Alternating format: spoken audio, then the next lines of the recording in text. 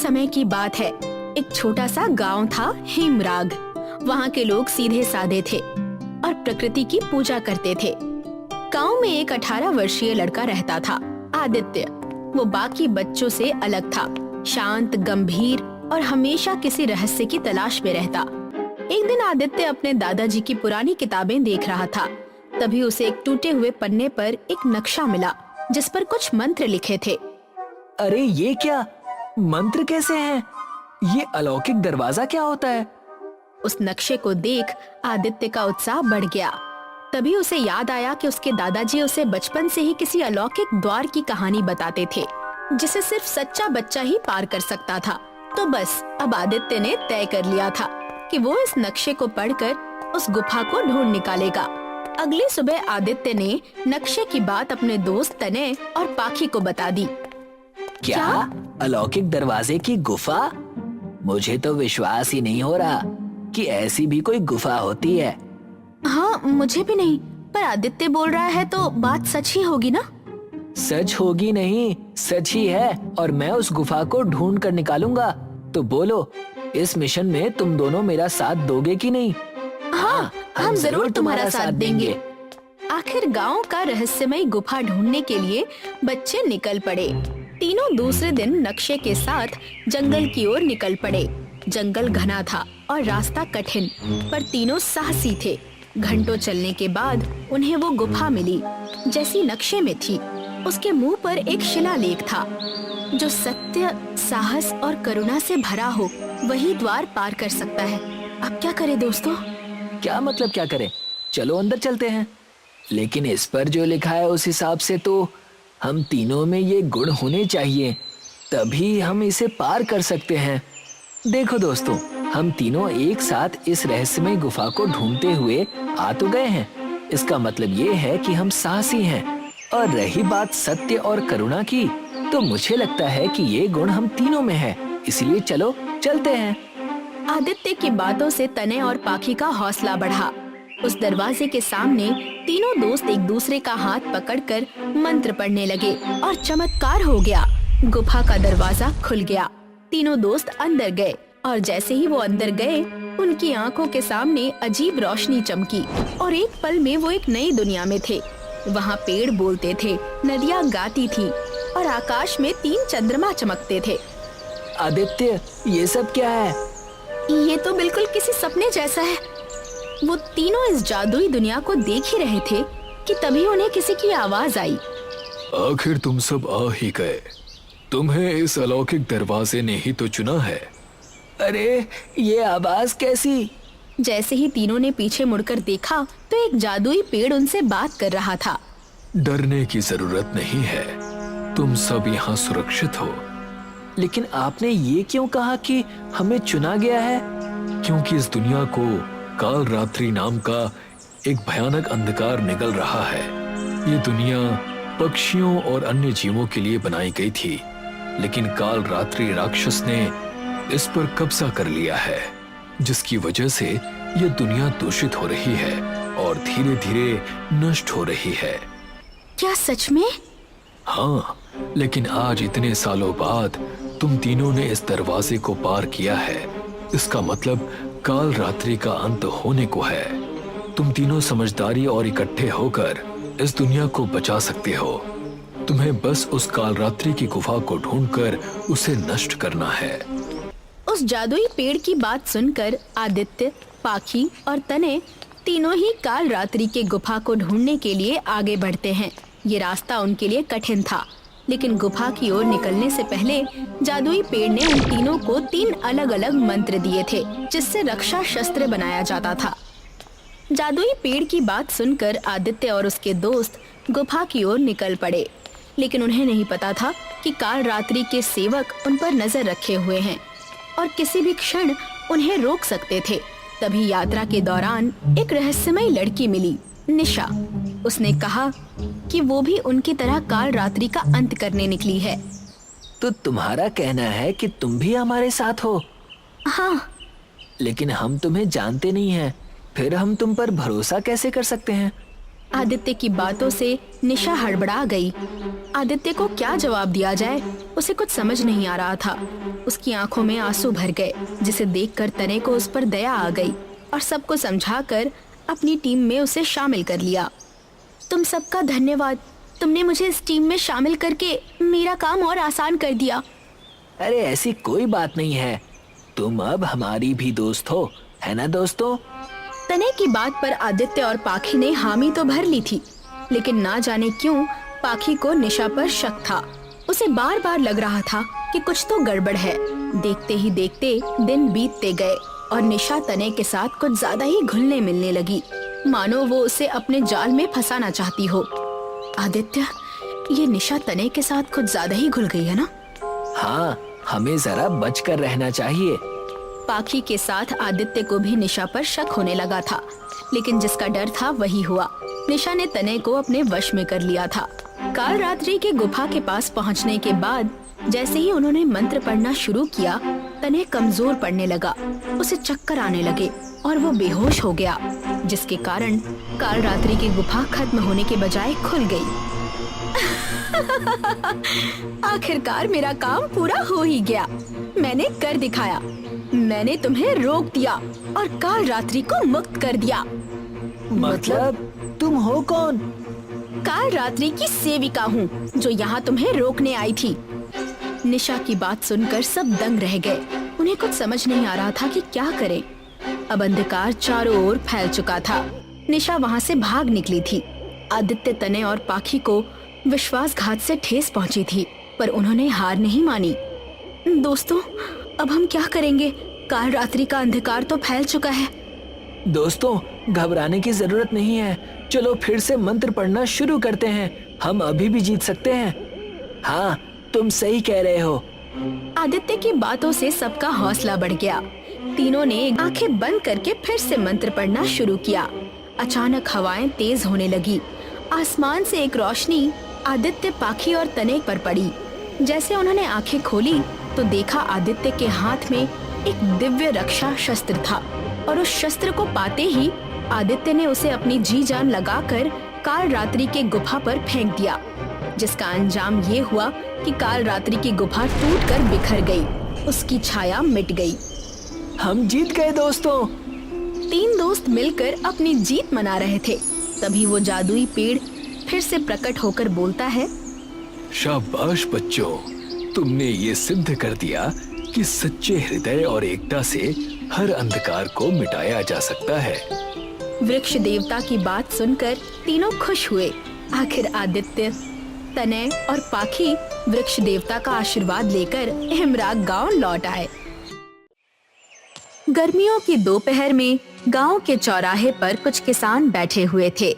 उन सब के चेहरे पर चिंता और थकान झलक रही थी।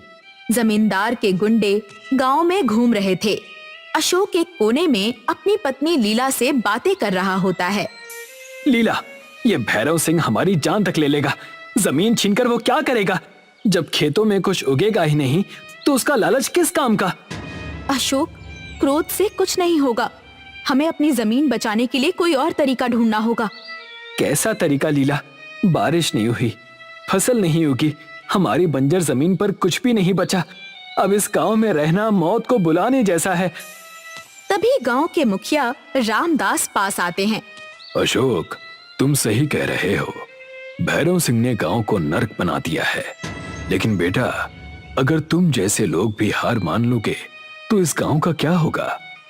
मुखिया जी, मैं लड़ना चाहता हूँ, लेकिन कैसे? मेरे पास अब कुछ भी नहीं बचा। तुम्हारे पास तुम्हारी मेहनत और हिम्मत है अशोक, ये मत भूलो।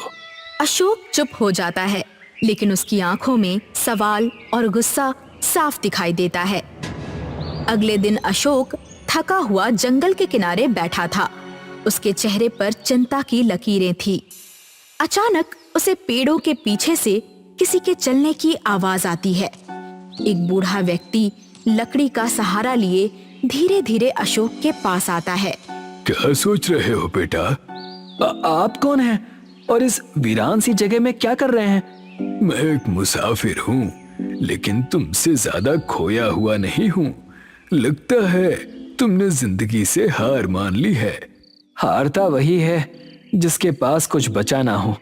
मेरी जमीन बंजर है, मेरा परिवार भूखा है और जमींदार मेरा सब कुछ छीनने पर तुला है।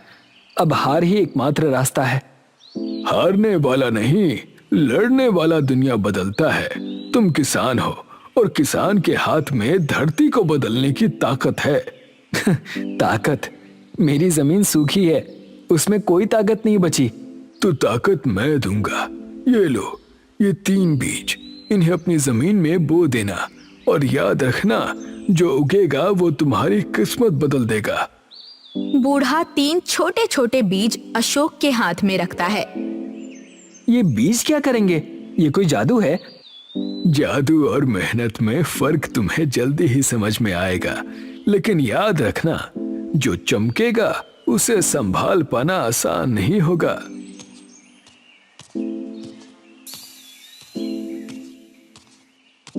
अशोक, वो बूढ़ा कौन है और ये बीज क्या सच में हमारी मदद करेंगे? मुझे खुद नहीं पता लीला, लेकिन इन बीजों को बोने में कोई नुकसान तो नहीं है। शायद ये हमारी आखिरी उम्मीद हो। अगर तुम्हें इन पर भरोसा है तो मुझे भी है। हमारी मेहनत और प्रार्थना से चमत्कार हो सकता है।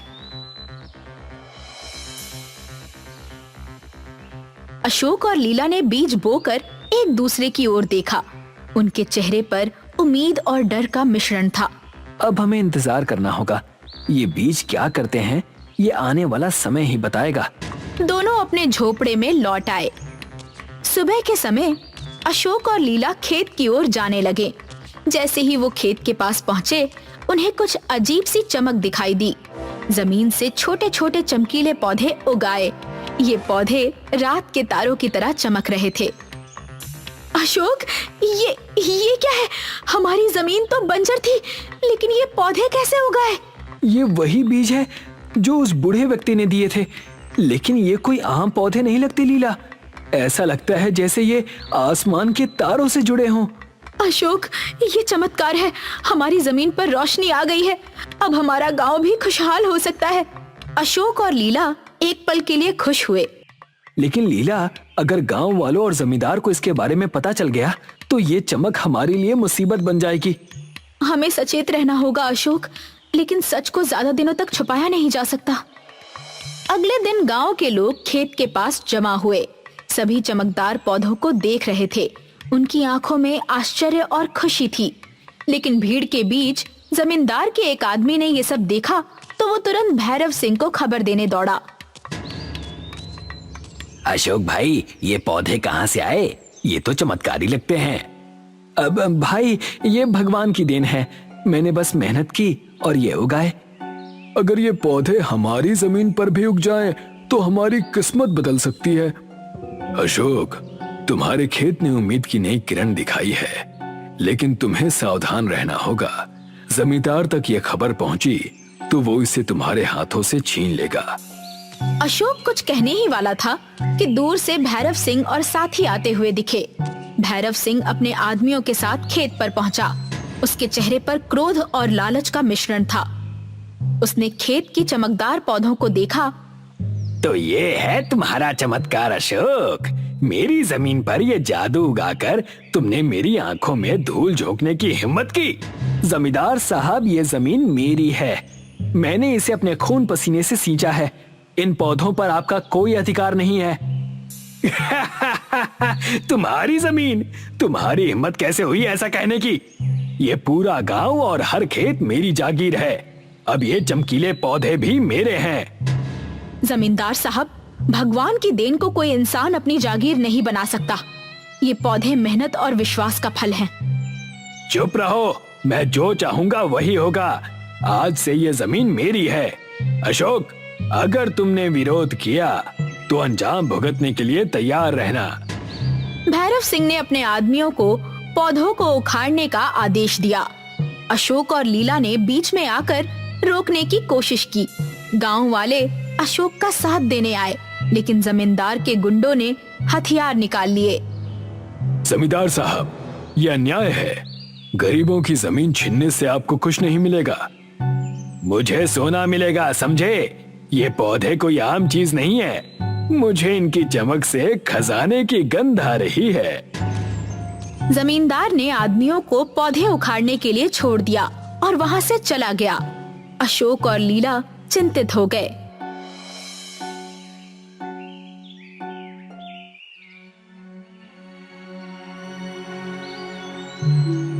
अशोक और लीला घर के आंगन में बैठे थे। दोनों बेहद परेशान थे। बूढ़ा व्यक्ति एक बार फिर उनके सामने प्रकट हुआ। अशोक, मैंने तुम्हें पहले ही चेतावनी दी थी। इन पौधों की चमक केवल तुम्हारी मेहनत का फल नहीं, बल्कि एक रहस्य का द्वार है। कौन सा रहस्य? ये पौधे नक्षत्र लोक का द्वार खोलते हैं। उस लोक में एक खजाना छिपा है, लेकिन लालच से भरे इंसान वहां नहीं पहुंच सकते। अगर ऐसा है तो जमींदार वहाँ भी पहुँचने की कोशिश करेगा। हमें क्या करना होगा? तुम्हें नक्षत्र लोक का द्वार खोलना होगा, लेकिन याद रखना, जो वहां जाएगा उसे अपने मन की सच्चाई का सामना करना होगा। अशोक और लीला ने एक दूसरे की ओर देखा। उनके चेहरे पर डर और हिम्मत दोनों ही झलक रहे थे। वो जानते थे कि अब उन्हें जमींदार से टकराना ही होगा। बूढ़ा व्यक्ति अशोक और लीला को खेत में ले आता है। पौधों की चमक पहले से तेज हो गई थी, जैसे आसमान पर तारे तेजी से टिमटिमा रहे हों। अशोक, समय आ गया है। इन पौधों की चमक नक्षत्र लोक का द्वार खोल रही है। तुम दोनों को वहां जाना होगा, लेकिन याद रखना, खजाने तक पहुंचना आसान नहीं होगा। लालच और भय तुम्हारे सबसे बड़े दुश्मन बनेंगे। अगर इससे हमारे गांव की बंजर जमीन को जीवन मिल सकता है, तो हम इस परीक्षा के लिए तैयार हैं। हमने अपनी मेहनत और सच्चाई से यहाँ तक का सफर तय किया है। अब हम पीछे नहीं हटेंगे। बूढ़े व्यक्ति ने मंत्र पढ़ा। पौधों की चमक बढ़ गई और एक तेज रोशनी के साथ जमीन फटने लगी। एक जादुई द्वार प्रकट हुआ। अशोक और लीला ने धीरे धीरे उसमें प्रवेश किया। अशोक और लीला ने नक्षत्र लोक में प्रवेश किया। वो जगह जादुई थी। हर तरफ सितारों की चमक और स्वर्णिम वृक्ष। बीच में एक झील थी, जिसके पानी से हल्की रोशनी निकल रही थी। झील के पास एक रक्षक खड़ा था। उसका आकार विशाल और चमकदार था। कौन हो तुम और यहाँ क्यों आए हो? मैं अशोक हूँ, एक किसान। मैं यहाँ अमृत जल लेने आया हूँ, ताकि हमारी बंजर जमीन को उपजाऊ बना सकूं और गांव वालों की भूख मिटा सकूं। अमृत जल केवल उसे मिलेगा जो निस्वार्थ और सत्यनिष्ठ होगा। ये जल लालचियों को नष्ट कर देता है। क्या तुम्हारा दिल सच्चा है? हमने अपनी मेहनत से इन पौधों को उगाया है। हमारा उद्देश्य केवल अपने गांव को बचाना है। रक्षक मुस्कुराता है, लेकिन तभी नक्षत्र लोक में तेज आवाज गूंजी। भैरव सिंह और उसके आदमियों ने जादुई द्वार के जरिए प्रवेश किया। तो यही है वो खजाना। अशोक, तुम मूर्ख हो। ये खजाना अब मेरा है।